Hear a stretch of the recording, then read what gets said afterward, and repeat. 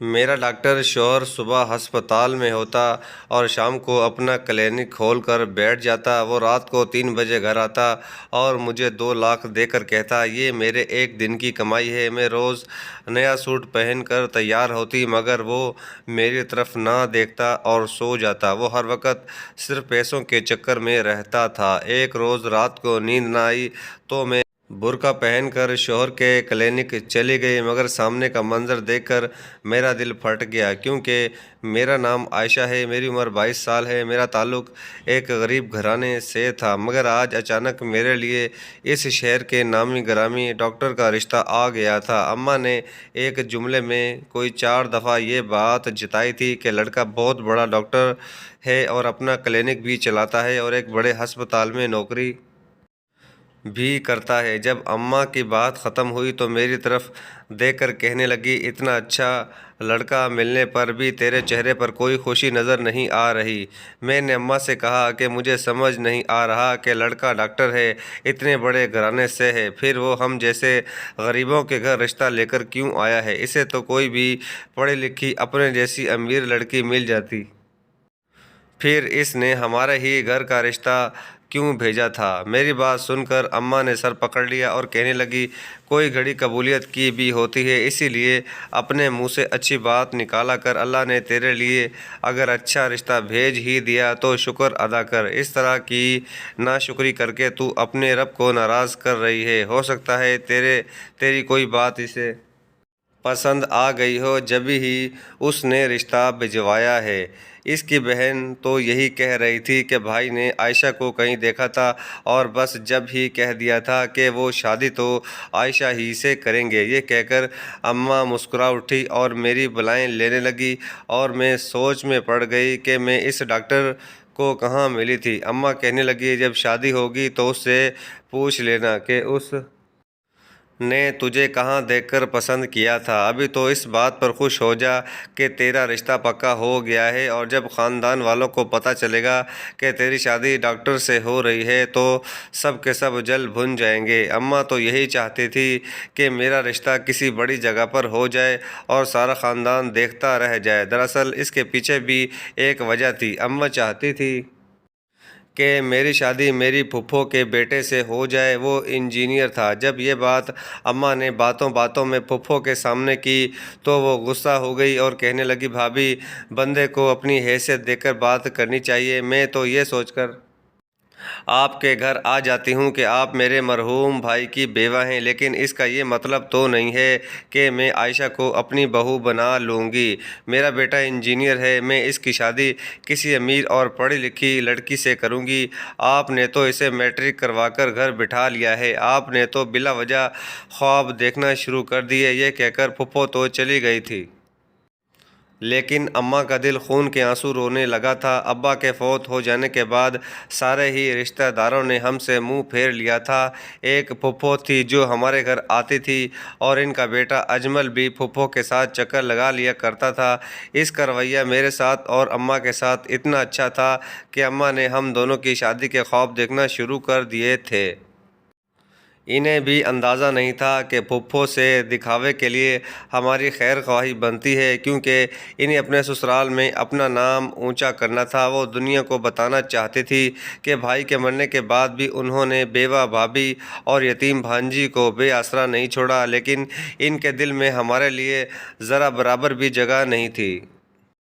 اس دن کے بعد سے پھپھو نے کبھی ہمارے گھر کا رخ بھی نہیں کیا تھا اور اماں کو اس بات کا بڑا دکھ تھا، لیکن اماں بیچاری بھولی بھالی سی تھی، انہیں لوگوں کے رویوں میں چھپے دوغلے پن کا اندازہ ہی نہیں تھا۔ اسی لیے اب جب ڈاکٹر اشرف کا رشتہ میرے لیے آیا تو اماں خوش ہو گئی اور کہنے لگی، اب میں سارے خاندان کو بتاؤں گی کہ میرے یتیم بیٹی سے شادی کرنے کے لیے شہر کے نامی گرامی ڈاکٹر کا رشتہ آیا ہے۔ میں نے تصویروں میں ڈاکٹر اشرف کو دیکھا تھا، وہ جوان اور خوبصورت بھی تھے۔ انہوں نے ڈاکٹر والا کوٹ پہن رکھا تھا اور چشمہ بھی لگا رکھا تھا، دکھنے میں تو بہت ہی مہذب اور اچھے گھرانے کے معلوم ہوتے تھے۔ ایسے رشتے پر اماں کا خوش ہونا جائز تو تھا، لیکن پتہ نہیں کیوں میرے دل میں عجیب عجیب سے وسوسے اٹھ رہے تھے۔ جب پھپھو نے سگے رشتوں کے باوجود مجھے میری خامیوں کی وجہ سے قبول نہیں کیا تھا، تو پھر ڈاکٹر اشرف جیسے انسان کو مجھ سے شادی کرنے میں دلچسپی کیوں تھی؟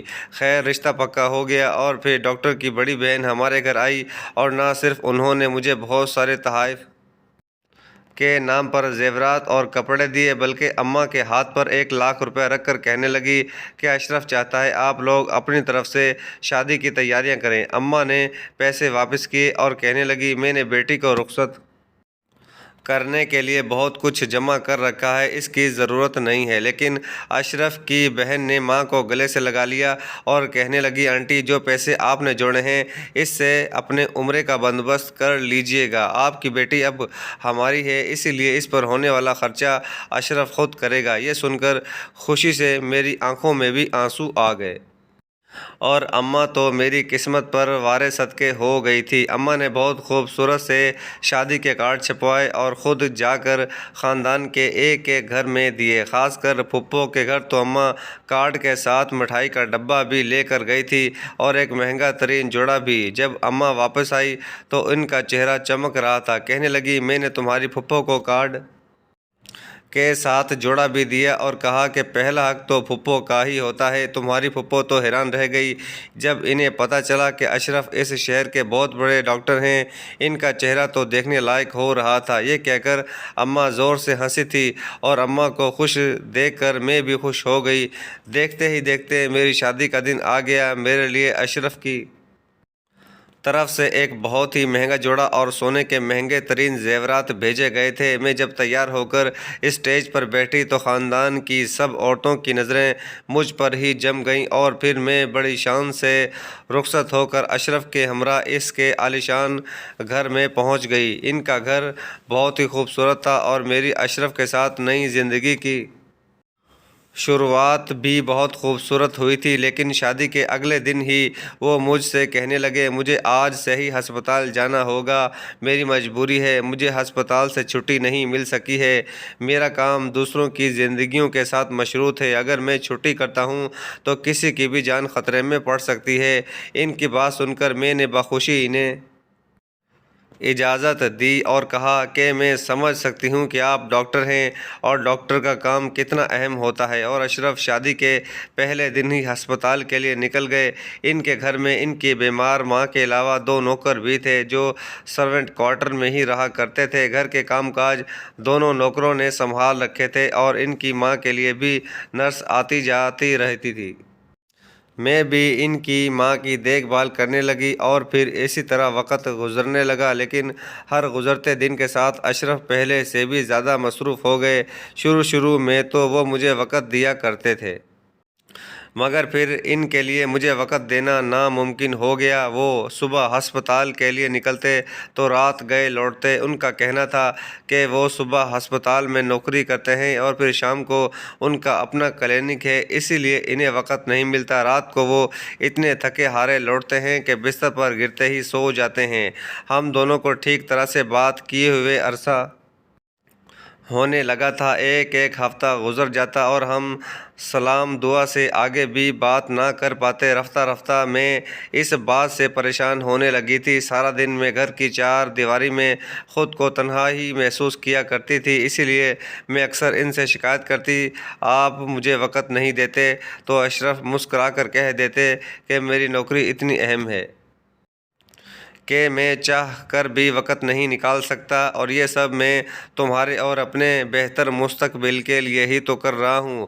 ان کی یہ بات سن کر میں خاموش ہونے پر مجبور ہو جاتی، کیونکہ واقعی میرا شوہر اتنا پیسہ کما رہا تھا کہ ہمارے گھر میں کسی چیز کی کوئی کمی نہیں تھی، بلکہ رات کو جب وہ اپنے کلینک سے آتے تو مجھے 2,00,000 دے کر کہتے یہ میری ایک دن کی کمائی ہے، تم ان پیسوں کو الماری میں رکھ دو، صبح میں بینک میں جمع کروا دوں گا۔ اس کے علاوہ میرے شوہر نے میرا بینک اکاؤنٹ بھی کھلوا دیا تھا۔ اب میرے پاس بہت سا پیسہ، ڈرائیور اور گاڑی بھی تھی۔ جب میں زیادہ کچھ کہتی تو اشرف کہتے تمہارا جہاں دل چاہتا ہے جاؤ، گھومو پھرو، شاپنگ کرو، میں نے کبھی روک ٹوک نہیں کی تم پر۔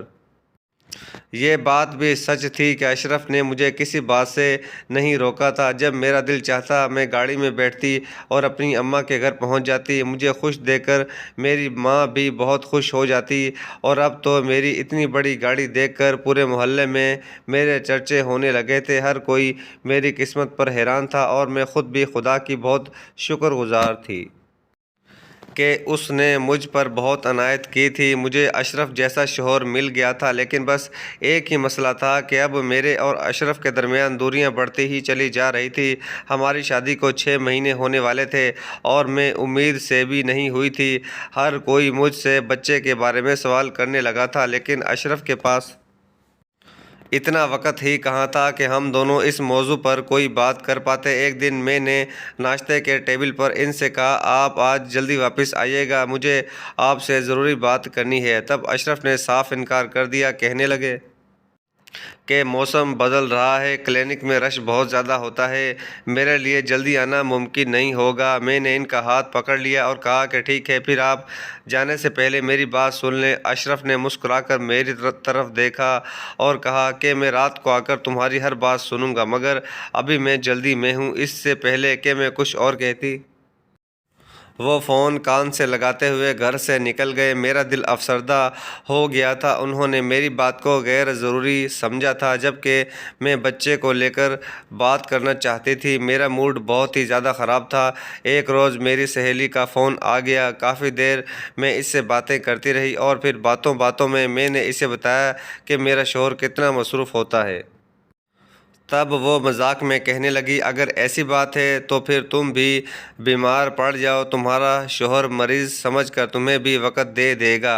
اس نے تو یہ بات مذاق میں کہی تھی، لیکن یہ بات میرے ذہن میں بیٹھ گئی، اور میں سوچنے لگی کیوں نہ میں مریض بن کر اپنے شوہر کے پاس چلی جاؤں اور ان سے بچوں کو لے کر بات کروں، وہ میری بات دھیان سے سنیں گے۔ اگلے دن میں نے ان کے ڈرائیور سے کلینک کا پتہ لے لیا اور سختی سے ڈرائیور سے کہا کہ وہ اشرف کو اس بارے میں کچھ نہیں بتائے گا۔ پہلے تو ڈرائیور پریشان ہوا، لیکن پھر میں نے اس کو مطمئن کر دیا اور کہا کہ صاحب کی سالگرہ ہے، میں کلینک پر تحفہ بھیج کر انہیں حیران کرنا چاہتی ہوں۔ میری بات سن کر وہ بہت مطمئن ہو گیا تھا۔ رات ہوتے ہی میں نے برقع پہنا اور اچھی طرح نقاب لگا دیا۔ میں نے سوچا تھا پہلے جا کر اپنا مسئلہ اپنے شوہر کو بتاؤں گی، اور پھر جب وہ کوئی دوائی لکھ دیں گے تو اپنا چہرہ دکھا دوں گی، اور پھر ان سے کہوں گی کہ جب بھی وہ مجھے وقت نہیں دیں گے تب تک میں مریض بن کر ان کے کلینک آیا کروں گی۔ میں گاڑی میں بیٹھتے ہی دل میں خوش ہو رہی تھی، لیکن مجھے کیا معلوم تھا وہاں جانے کے بعد میرے ساتھ کیا ہونے والا تھا۔ ڈرائیور مجھے ایک دور دراز کے علاقے میں لے گیا، وہ پتہ وہیں کا تھا۔ میں نے حیرت سے پوچھا کہ ہم اتنی دور کیوں آئے ہیں؟ ڈرائیور کہنے لگا کہ صاحب یہاں غریبوں کا علاج کرتے ہیں، وہ پیسے بھی نہیں لیتے، اور زیادہ تر دوا کے پیسے بھی خود ہی دے دیتے ہیں۔ ڈرائیور کی بات سن کر میں حیران رہ گئی، کیونکہ یہ بات تو میری سمجھ سے باہر تھی۔ اگر وہ مفت میں علاج کرتے تھے تو مجھے پیسے کہاں سے لا کر دیتے تھے؟ خیر، میں یہ سوچ کر خوش ہو گئی کہ میرے شوہر غریبوں کے لیے اتنی ہمدردی رکھتے ہیں۔ جب میں وہاں پہنچی تو مجھے یہ دیکھ کر حیرت ہوئی کہ وہاں لوگوں کا رش لگا ہوا تھا، اور ہر کوئی میرے شوہر کی تعریف کر رہا تھا۔ ہر کسی کا کہنا تھا کہ ڈاکٹر صاحب ایک خدا ترس انسان ہیں۔ میں نے بھی ٹوکن حاصل کیا اور لائن میں بیٹھ گئی۔ کچھ ہی دیر بعد ایک نرس میرے پاس آئی۔ اس نے میرا بلڈ پریشر چیک کیا، اور پھر وہ پوچھ رہی تھی میں کس کے ساتھ آئی ہوں اور کہاں رہتی ہوں، مجھے کیا بیماری ہے، میرے گھریلو حالات کیسے ہیں۔ مجھے لگا کہ شاید ان کا مدد کرنے کا یہی طریقہ کار ہے۔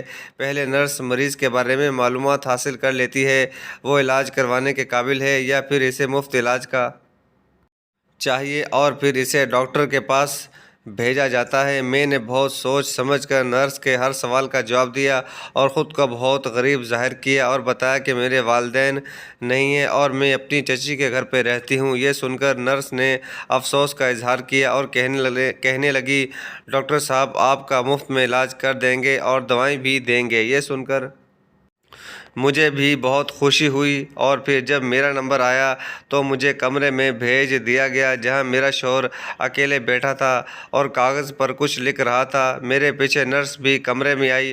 اس نے اشرف کے ہاتھ میں ایک کاغذ پکڑا دیا۔ اس کے بعد وہ واپس چلی گئی۔ اشرف وہ کاغذ پڑھ کر مجھ سے میرے گھریلو حالات کے بارے میں سوال جواب کرنے لگا۔ میں نے بڑی مشکل سے اپنی آواز باریک سی بنائی اور ان کے سوالوں کے جوابات دینے لگی۔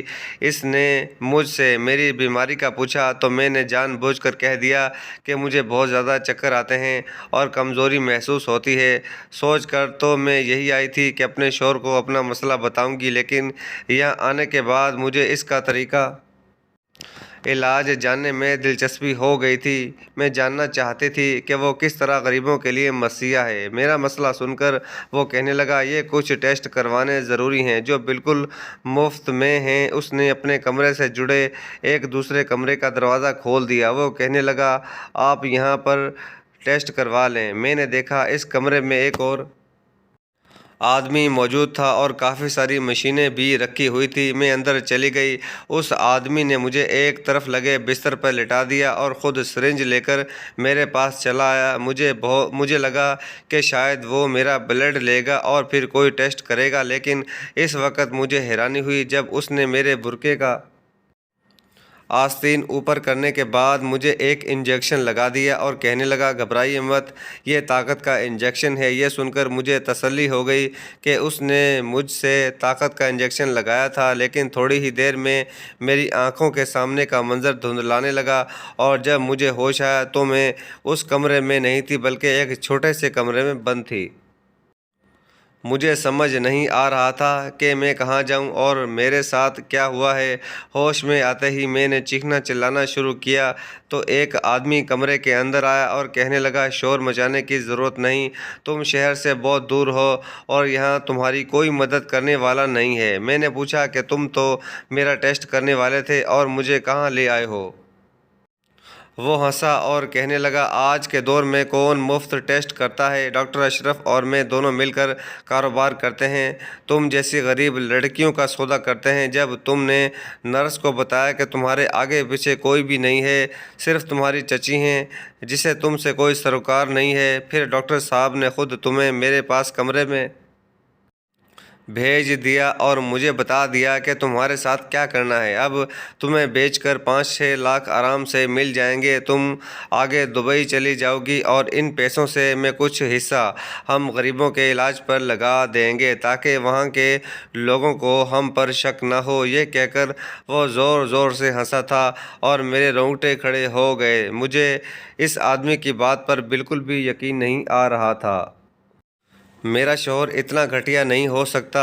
میں نے انکار میں سر ہلا دیا اور کہا کہ اشرف کبھی ایسا نہیں کر سکتے۔ میری بات سن کر وہ چونک گیا اور کہنے لگا، تم کون ہو؟ اور پھر میں نے اسے بتا دیا کہ میں اس کی بیوی ہوں۔ یہ سن کر وہ ایک دم ہکا بکا رہ گیا۔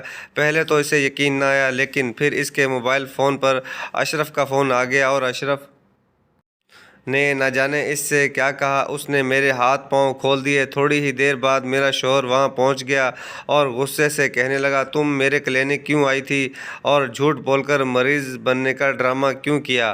میں نے نفرت سے اپنے شوہر کو دیکھا اور پوچھا کہ اپنی بیوی کے غائب ہونے پر تم کس قدر پریشان ہو گئے؟ کیا ان لڑکیوں کے بارے میں بھی سوچا ہے جنہیں آج سے پہلے تم فروخت کر چکے ہو؟ میری بات سن کر وہ خاموش ہو گیا۔ اس نے میرا ہاتھ پکڑا اور کہنے لگا، فی الحال یہاں سے چلو، باقی کی باتیں ہم گھر جا کر کریں گے۔ میں نے اشرف سے اپنا ہاتھ چھڑایا اور کہا، جب مجھے بیچ ہی چکے ہو تو پھر کس حق سے یہاں سے لے کے جا رہے ہو؟ اشرف نے ایک تماچا میرے منہ پر مارا اور مجھے گھسیٹتا ہوا گھر لے آیا اور کہنے لگا، اگر مجھے ڈرائیور نہ بتاتا تو تمہیں پتہ ہے تم کتنی مشکل میں پھنس جاتی۔ میں نے اس سے کہا کہ مجھے سب کچھ سچ سچ بتاؤ، تم ڈاکٹر بھی ہو یا صرف ڈاکٹر ہونے کا ڈرامہ کرتے ہو؟ تب اشرف کہنے لگا، میں بہت کم وقت میں امیر ہونا چاہتا تھا اور اسی لیے میں نے یہ شارٹ کٹ راستہ اپنایا تھا۔ ایک مریض کو دیکھنے کے بعد اتنا پیسہ نہیں ملتا تھا جتنا کہ ایک لڑکی کو فروخت کر کے مل جاتا تھا، اسی لیے میں اس کاروبار کا حصہ بن گیا۔ میں نے اشرف سے پوچھا، کیا تمہیں بالکل بھی انسانیت کا خیال نہیں آیا؟ وہ کہنے لگا کہ نہیں، مجھے بس پیسہ چاہیے، اس کے علاوہ میرا کوئی مقصد نہیں ہے۔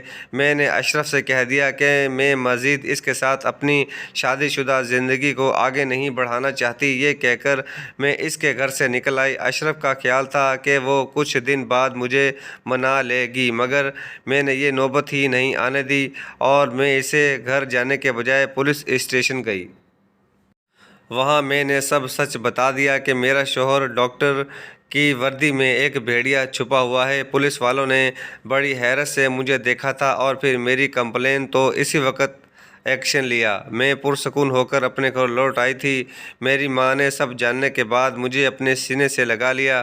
پولیس والوں نے چھاپا مار کر اشرف اور اس کے گروہ کو پکڑ لیا تھا۔ اس واقعے کے بعد میں نے اشرف سے خلا لے لی اور 1 سال بعد میری ماں نے میری شادی پرویز سے کر دی تھی۔ میرے شوہر پرویز کی کمائی اشرف سے بہت کم ہے، مگر مجھے اس بات کی بہت خوشی ہے کہ وہ رزق حلال کماتا ہے اور میں اس کے ساتھ بہت خوش ہوں۔